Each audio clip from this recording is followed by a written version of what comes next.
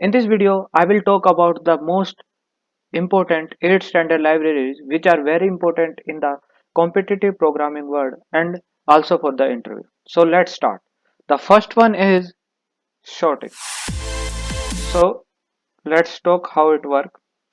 So basically I have taken an array that are 5, 4, 3, 2, 1. Uh, Now what you have to do, you have to write simple sort function. Okay. Then you have to write the name of the array, then array plus the size of the there I have taken the size of the array is 5, so n is equal to 5, so you have to pass like this. Okay, now let's try to run it. Okay, now you will look that the array will come out will sorted. Yeah, 1 2 3 4 5. So this how the sorting algorithm work. You don't have to write the full-fledged code like merge sort, bubble sort, etc. You simply have to write this small standard library. More important, if you are using vector, so simply you have to write short. Suppose the vector name is v, then v begin and comma v there like this, and then v dot end. Okay, now I don't have taken vector, so I will erase it, but you can do like this in the case of the vector. Now let's talk about the second standard library, that is binary search. Okay, now you know binary search algorithm has complexity log n, so it is very useful in case your question is showing TLE or where the sorting is used, because linear search take time, complexity is o n, but the sorting binary search algorithm has the log n, so it is very useful. But important thing is that it always work on the array which is basically any container or array that is basically it is sorted. Here the array is sorted. Suppose we now let's talk how it works. Suppose we want to find the element 4. Okay, so what we have to write, binary search. Okay, then we have to pass the array name comma and plus array total size of the array plus n, and which key you want to find. Suppose we want to find 4. Okay, then pass the 4. Now this binary search algorithm or standard library, it basically return the boolean. So you have to take boolean, suppose present. I make a boolean variable present. Now what we will do, if present, then we will see out yes. Okay, otherwise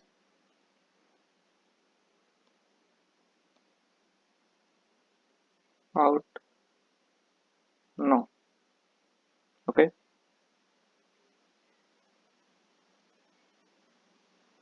now let's try to run it.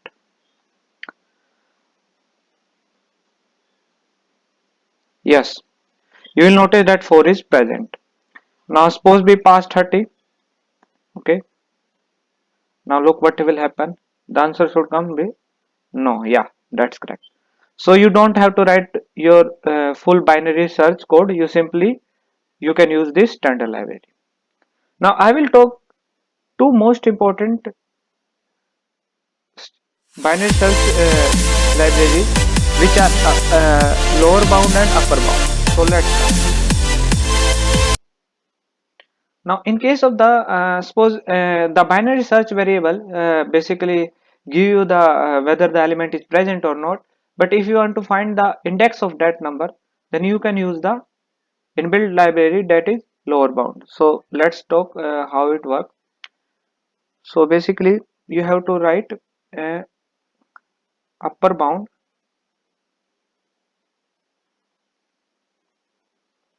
After that what you will pass array plus n, and which element you want to search, 3.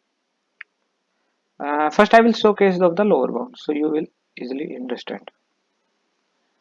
And most important, let's take duplicate element. For example, I will take another 4. Okay, I will show how it works. Now the answer can be there, the size also increase 6 and it also becomes 6. Okay, now lower bound array. Yeah, now suppose we want to search of 4. Now basically lower bound return the pointer, so we will write auto it, so iterator, and it will automatically store the address. Now basically we have to print the address, so we'll write it minus array. Okay, now let's try to run it.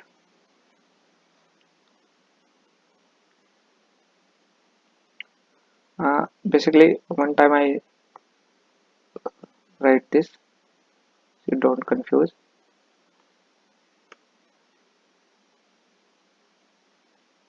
Now look, now 4 is repeating 2 times and we have to find the lower bound. Basically we have to find the lower index of the number. Now you will notice that 1 2 3 4 4 5 we have find the 4, so the answer should come 0 1 2 3 4. Okay, 0 1 2 3, yeah, 3, so answer is coming 3.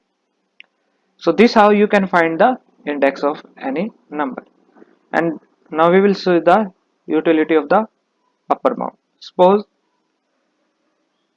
how it work, it also return the lower address of the number you are searching.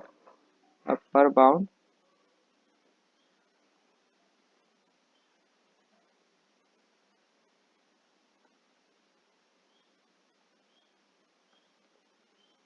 simply will write 4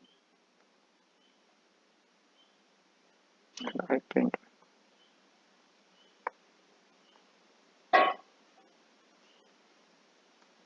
Now look, I will show one thing to you. Yeah, there is mistake, I had declared previous, so I write I instead of it.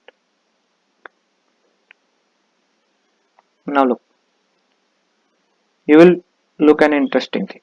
Now I have searched the upper bound of the 4, the so answer should come 4, because 0 1 2 3 4, upper bound 4 is situated at the index number 4, but the answer is coming 5. This is the case of upper bound. Upper bound basically always give the address one, suppose 4 is present at 4th position, then it will always give the answer one more time, that means it gives 5. So basically we always have to subtract 1 from it. Okay, you have to keep in mind this. Suppose you want to search 3 and you also search 3. Okay, now in lower bound and upper bound the answer should come 2, and so yeah, both are giving 2 2. So this is very important standard library. Now let's take about another and most interesting standard library, is that is next permutation. So I basically erase all it. Yeah, now look how this standard library works. Next permutation, you basically have to write this.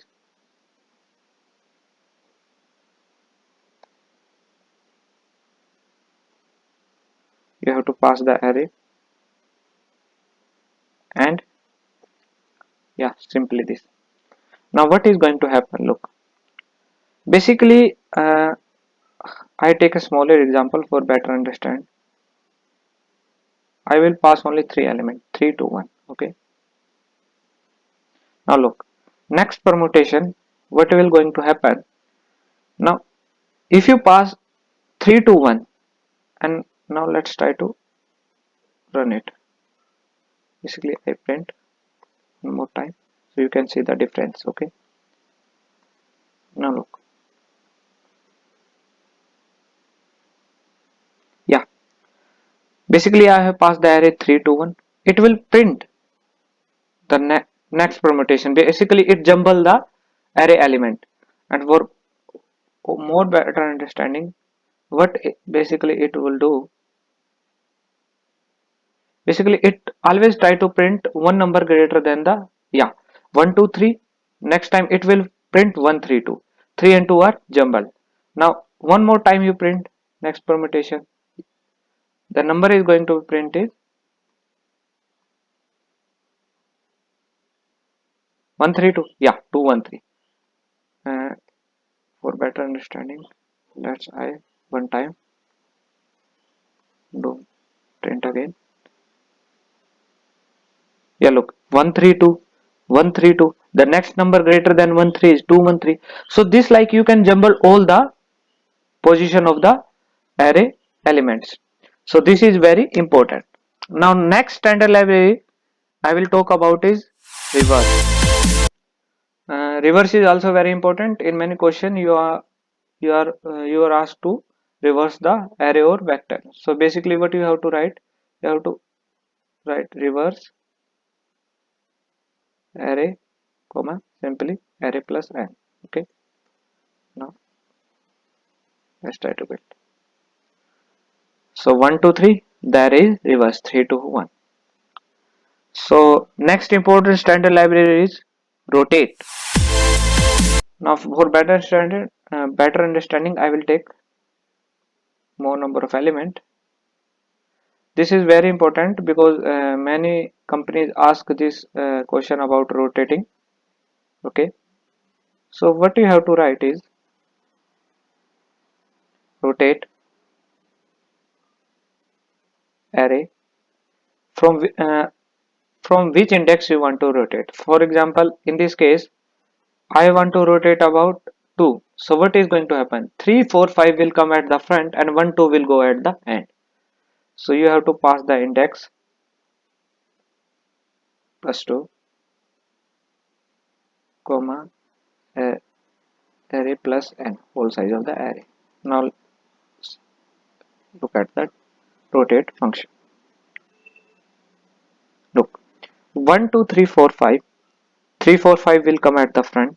Okay, 3 4 5 and 1 2 goes the at the end. Suppose you want to rotate about 4. Okay, so what you have to pass 3. Okay, then now 4 5 will come at the front and 1 2 3 will go at the end. Yeah, 4 5 will come at the front and 1 2 3 go at the end. Now last standard library, which I hope you are familiar with it, that is swap. It is also important, that's why I talk in this video. What you have to do is simply you can pass two element a comma b, or you can also pass the elements indexes, array indexes, that is array comma 0 and array comma. Suppose you want to pass, you want to swap 4 and 3, so 4 and index is 4. Okay, now look,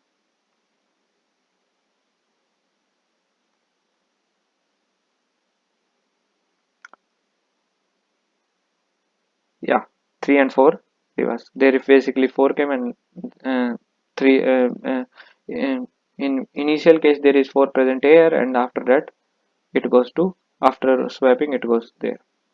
So I hope you understand this standard library very well. In next videos I am going to discuss about more standard libraries. Hope you like the video. Please like and subscribe, and also share to your friends so they can also be benefited. Thank you.